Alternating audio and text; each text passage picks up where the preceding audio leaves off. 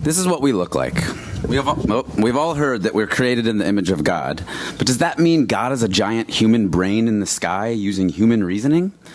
Or does it mean that we're molecules floating through space that resemble the powerful source of energy from which we exploded? Science and Divine describe the same beginning. A powerful source of energy buzzed and brimmed with so much intensity, so much might, so much love, I like to say, that it needed to express itself.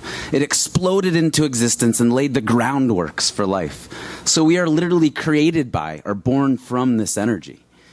This is why we as individuals feel the profound desire to express ourselves, to share, because we came from an expressive energy. Our lives are this strange opportunity to be aware of the most beautiful and complex creation, and then to express to one another our unique experience with it. Everyone who has ever lived, who is alive now, who will ever live, no matter race or class, north side or south side, have one thing in common, and that's life. But we all have a completely unique way of experiencing life. That means we all have a unique perspective on something we can all relate to. This slide's not working, but that's okay. My voice is. That gives our life so much purpose and so much responsibility. So if we are born out of this powerful energy and we have a unique perspective to share and an unquenchable desire to express it, why is it so damn hard to do? Because when we are born, we begin the process of recognizing that we are alive. And the powerful energy we came from becomes but a memory that lives in the sense that we were meant to do something great. How do we come alive, though? How do we connect this sense of purpose with a sense of our skills and capabilities? How do we find the work that will allow us to express ourselves? We have to find and follow a pulse. We have to connect what is in us to what is all around us. We all know that pulse. It's that brightness in certain people we meet. It's that sense that one opportunity is calling to us over others. That pulse is the reason we're here tonight, guys. A friend we trust invited us to an event they knew would speak to us. Everyone in this room has done amazing things by following their pulse. I want to share a bit of my story.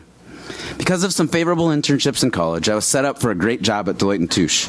But the work I was doing made me feel like I was dying away. The summer before my senior year in college, I read the book On the Road. An energy reached out of those pages and grabbed me. It woke me up. I knew I needed to seek out a different job that felt more like the heartbeat in those pages. I took a low-paying job at a concert production company, and within 3 months of graduating, I was using my very pricey college degree that my parents bought me to be a roadie in a pop band. Within 3 years, though, I'd managed the tours of international musicians, traveled to over 20 countries, and found myself on the management team of a top 5 Billboard album, for which I received a platinum record. This experience gave me confidence and trusting in my instinct, but despite this, I still felt like an infant. I began investing in real estate, which brought me to Southern California. There I had the time and resources I needed to start exploring new ideas. Hashtag legal marijuana, sorry. In conversations with my friend Sean here is where I found the pulse in my life again.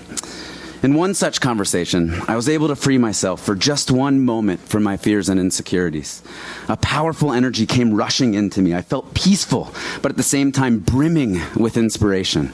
I felt like I saw who I was for the first time, and I knew this was the energy that I came from, and I knew I had to spend the rest of my life giving this away. Shortly after, I met a woman named Lindsay who seemed to allow this energy to flow through her effortlessly. She was generous and she was kind. She loved me in a way that nurtured my newfound passion and intensified its pulse. At the age of 28, she was diagnosed with a rare soft tissue cancer, and 3 months later, she died.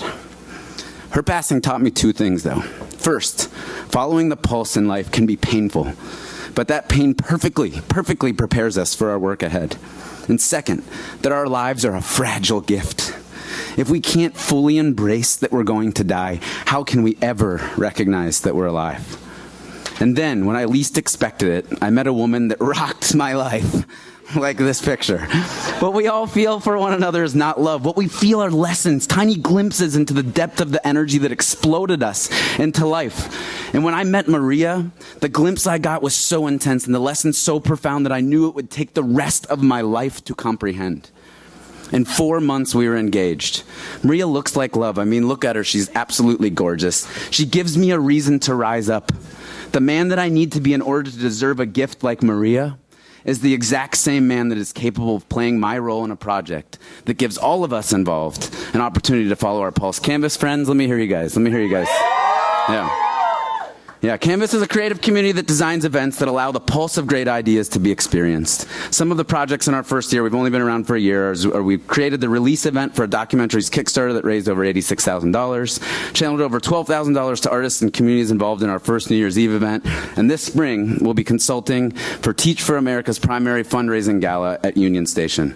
We believe when great ideas come to fruition, the pulse of that idea gets inside of people. It reminds them they are alive and that they too have ideas they need to make happen. Our events help people find their pulse. What if finding the pulse is what we taught young people in our society to do? That making their dreams and ideas a reality is not only possible, but necessary and the highest form of success. If we taught them this, we wouldn't have to decide what is most important for each individual to learn. They would seek it out themselves. Our society would grow into a place where we would look for the pulse in our leaders and choose our lovers by who taught us the most about love. Success would be measured not by how many people we could get to pay attention to us, but by what they did after we spoke.